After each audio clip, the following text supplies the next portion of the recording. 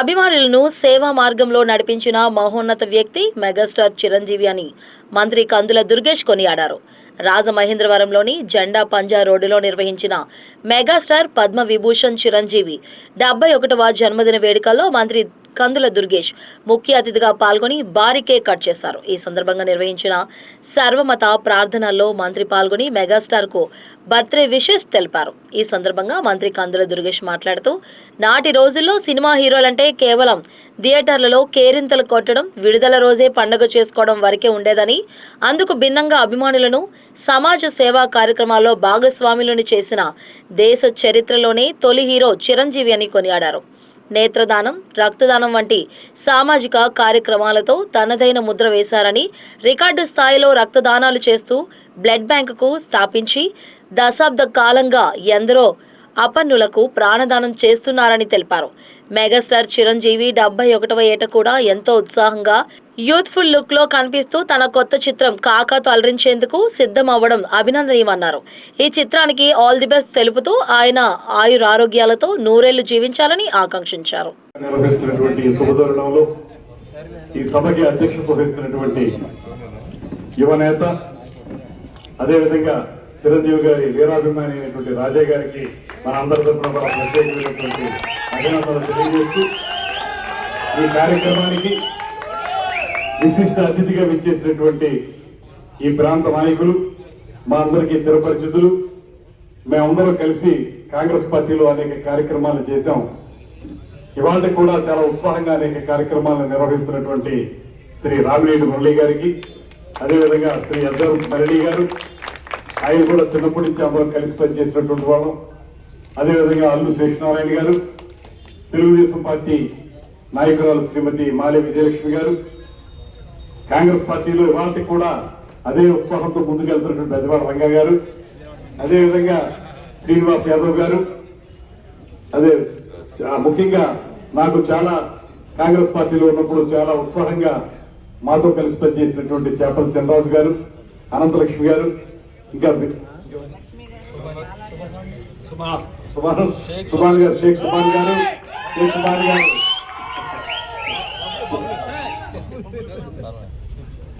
షేక్ సుభాన్ గారితో పాటు బబ్బులు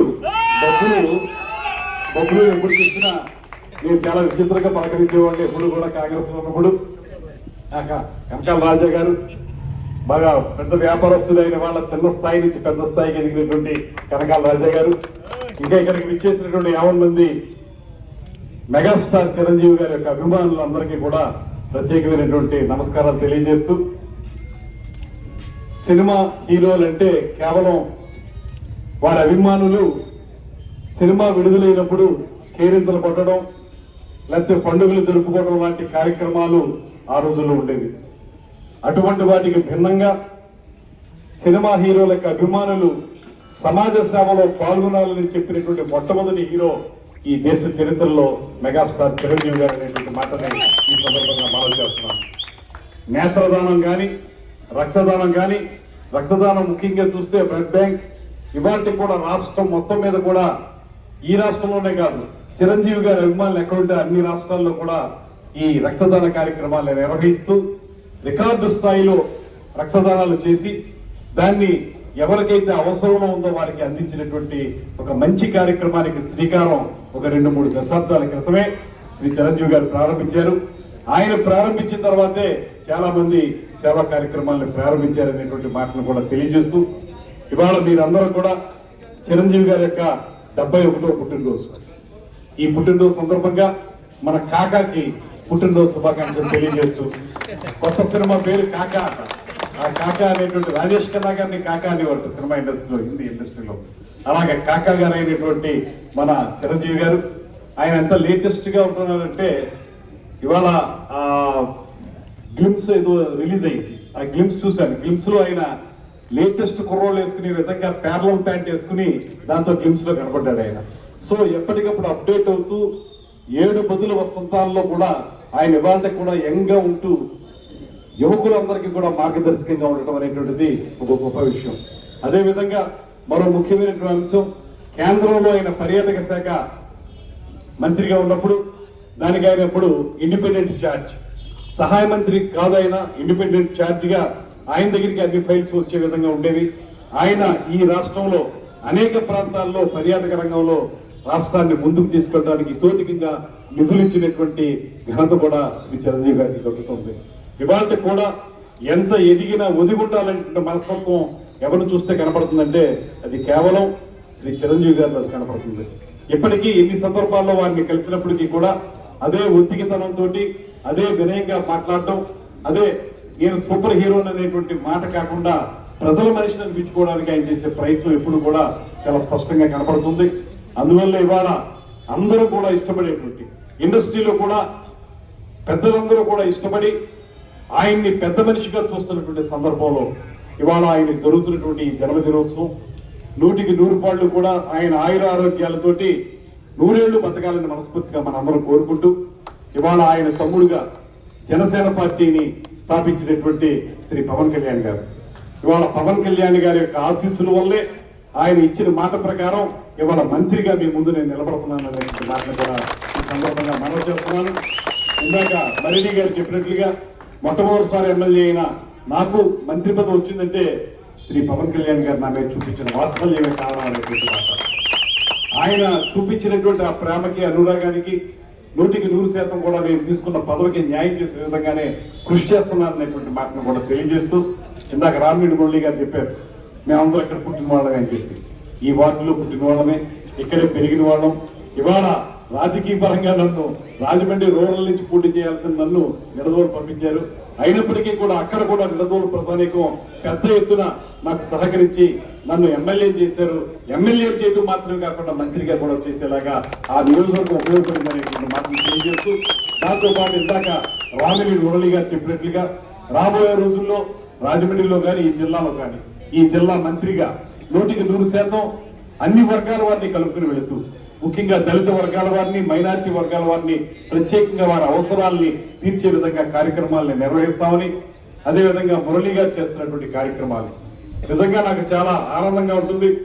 అనుక్షణం కూడా రాజమండ్రి ఏదో రకంగా అభివృద్ధి పదంలో నడిపించాలనేటువంటి మాట, అదేవిధంగా అందరినీ కలుపుకు వెళ్లాలనేటువంటి ఆలోచన నిరంతరం చేసేటువంటి నాయకుడు మన రామిరెడ్డి మురళి గారు అనేటువంటి మాటను కూడా ఈ సందర్భంగా అమలు చేస్తున్నాను. ఒకే సంవత్సరం చెప్తాను, దానికి చాలా మంది రాజకీయ నాయకుల దగ్గర వారి అనుచరులు ఎవరైతే ఉంటారో వాళ్ళు కొంతకాలం ఉంటారు, ఆ తర్వాత మళ్ళీ కనుమరుగవుతుంటారు.